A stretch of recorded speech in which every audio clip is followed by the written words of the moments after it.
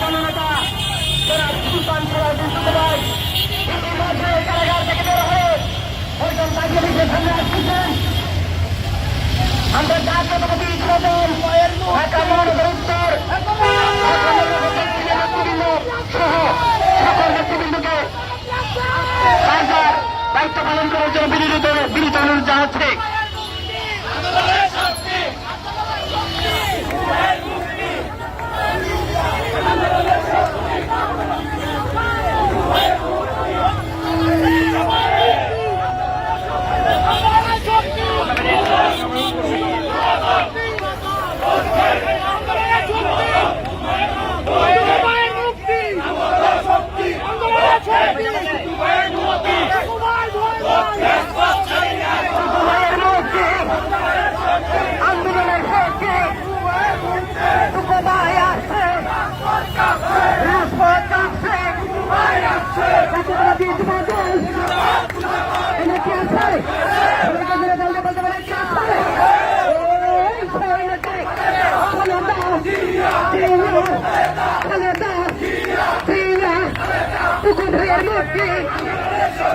আন্দোলনের শক্তি টুকু ভাইয়ের মুক্তি, আন্দোলনের শক্তি টুকু ভাইয়ের মুক্তি, আন্দোলনের শক্তি টুকু ভাইয়ের মুক্তি, আন্দোলনের শক্তি ভাইয়ের মুক্তি। দল আছে, দল আছে। জাতীয়তাবাদী যুবদলের বিপ্লবী সভাপতি, সারা বাংলাদেশের যুবদলের অহংকার, আমাদের প্রিয় নেতা খালেদা জিয়া, বাংলাদেশের গণমানুষের অধিকার আদায়ের নেতা দেশনায়ক তারেক রহমানের আস্থাভাজন যুবদলের বিপ্লবী সভাপতি নেতা জনাব সুলতান সিরাজুল টুকু দীর্ঘ 1 মাস 4 দিন পরে মুক্ত করে নিয়ে এসেছি। আজকের এই তাৎক্ষণিক বাজুয়া ভূষণের সামনে যারা আপনারা উপস্থিত হয়েছেন, যুবদলের পক্ষ থেকে আপনাদের সকলকে আন্তরিক শুভেচ্ছা অভিনন্দন। উপস্থিত হয়েছেন জাতীয়তাবাদী যুবদলের কেন্দ্রীয় নির্বাহী কমিটির সংগ্রামী সভাপতি সাবেক ছাত্র নেতা নুরুল ইসলাম নয়ন, উপস্থিত আছেন জাতীয়তাবাদী যুবদলের ঢাকা মহানগর দক্ষিণের সাবেক সফল সদস্য সচিব মোস্তফা মঞ্জুর পাশা পাবেল, ঢাকা জেলার বিপ্লবী আহ্বায়ক ইয়াসিন ফেরদৌস মুরাদ, কেন্দ্রীয় নেতৃবৃন্দ, প্রচার সম্পাদক সলিম সরকার সহ সকল অসংখ্য নেতৃবৃন্দ। প্রিয় ভাইয়েরা, আমরা আজকে জাতীয়তাবাদী যুবদলের বিপ্লবী সভাপতি যুবদলের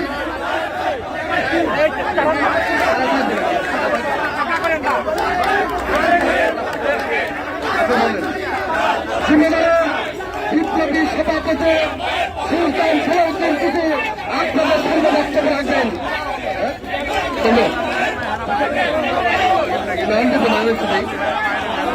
বক্তব্য রাখবেন জাতীয়তাবাদী যুবদলের বিপ্লবী সহ সভাপতি জনাব নুরুল ইসলাম নয়ন।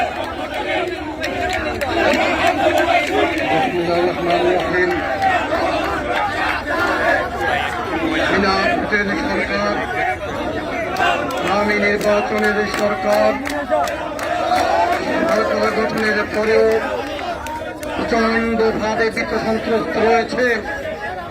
বন্ধুরা আমার, তার কারণ হচ্ছে বিএনপির ভারপ্রাপ্ত চেয়ারম্যান আমাদের সাংগঠনিক অভিভাবক একজন তারেক রহমানের নেতৃত্বে বাংলাদেশে যে সরকার বিরোধী আন্দোলন চলছে, সেই আন্দোলনে নেতৃত্ব দিয়েছেন যুবদলের সংগ্রামী সভাপতি, দলের সাবেক সফল সভাপতি,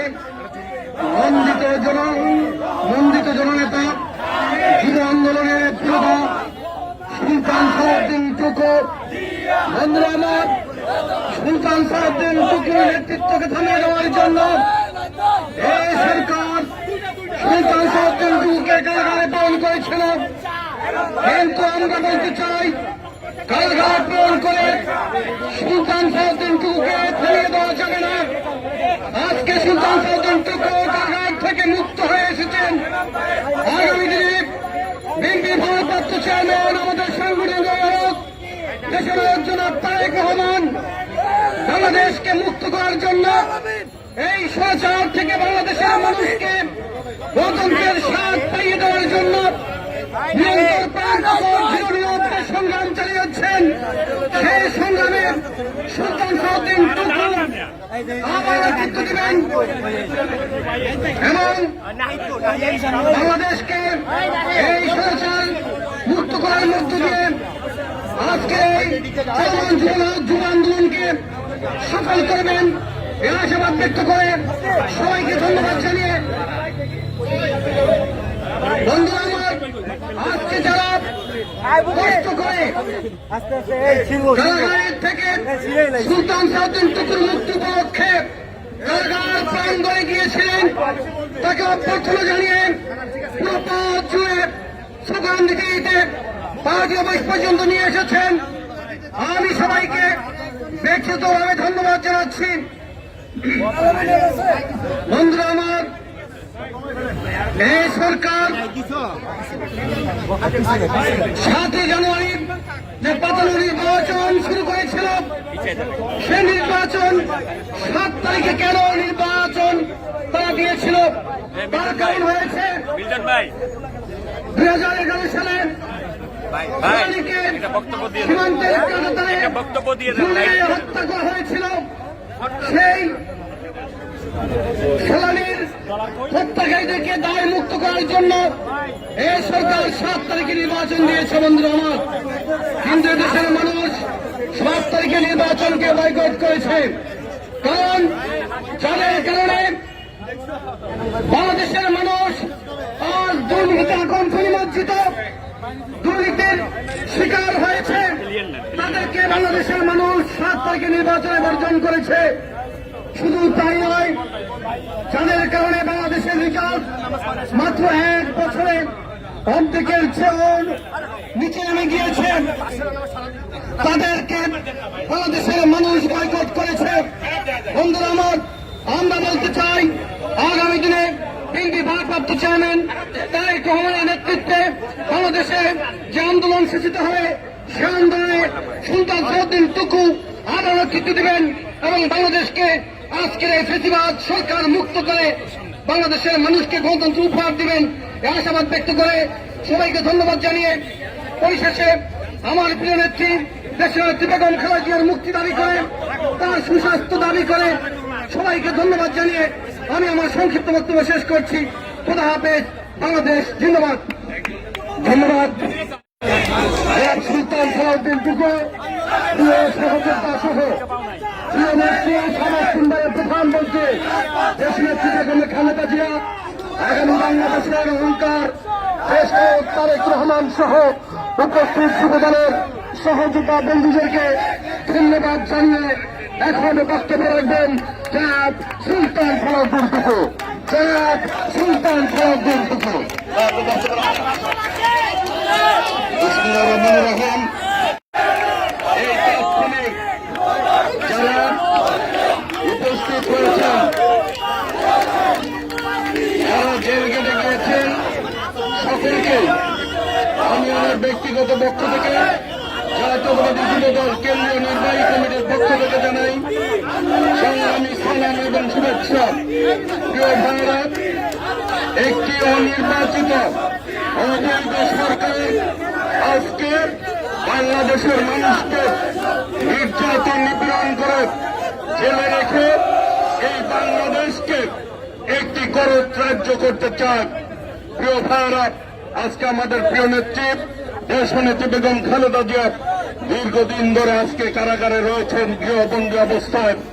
আজকে একটি ক্ষুদ্র কারাগার থেকে বৃহৎ কারাগারে এসে উপস্থিত হয়েছে। বাংলাদেশকে এই স্বৈরাচারী শেখ হাসিনার মুক্ত বাংলাদেশ করতে হবে। স্বৈরাচারকে হটিয়ে গণতন্ত্র পুনরুদ্ধার করতে হবে দেশ নায়ক তারেক রহমানের নেতৃত্বে ইনশাল্লাহ। বাংলাদেশের জনগণ, যুব সমাজ ইনশাল্লাহ আগামী দিনে ঐক্যবদ্ধভাবে রাজপথে থেকে এই সরকারের পতন ঘটিয়ে দেশ নায়ক তারেক রহমানের নেতৃত্বেই বাংলাদেশের মানুষ গণতন্ত্র মুক্ত করবে ইনশাল্লাহ। আগামী দিনে দেশ নেত্রী বেগম খালেদা জিয়া সহ সকল রাজবন্দীদের মুক্তি চাচ্ছে যুবদলের সাবেক সভাপতি সাইফুল আলম নীরবের নিঃশর্ত মুক্তি দাবি করছে। যারা এখনো কারাগারে রয়েছে সকল রাজবন্দীদের মুক্তি দাবি করে সকলকে শুভেচ্ছা জানিয়ে আগামী দিনে সকল নির্যাতন নিপীড়ন উপেক্ষা করে আমরা বিএনপির ভারপ্রাপ্ত চেয়ারম্যান দেশ নায়ক তারেক রহমানের নেতৃত্বে ইনশাল্লাহ গণতন্ত্র পুনরুদ্ধারের আন্দোলন আমরা ঐক্যবদ্ধভাবে রাজপথে থাকবো এই আশা এই প্রত্যয় ব্যক্ত করে সকলকে ধন্যবাদ জানিয়ে আমি আমার বক্তব্য শেষ করছি। খোদা হাফেজ। বাংলাদেশ জিন্দাবাদ। শহীদ রাষ্ট্রপতি জিয়াউর রহমান উমর হোক। দেশ নেত্রী বেগম খালেদা জিয়া দীর্ঘজীবী হোক। বিএনপির ভারপ্রাপ্ত চেয়ারম্যান দেশ নায়ক তারেক রহমান জিন্দাবাদ। সকলকে ধন্যবাদ। আসসালামু আলাইকুম রহমতুল্লাহ। ধন্যবাদ। নাইগালা কোথায়? কে ধরবে কে?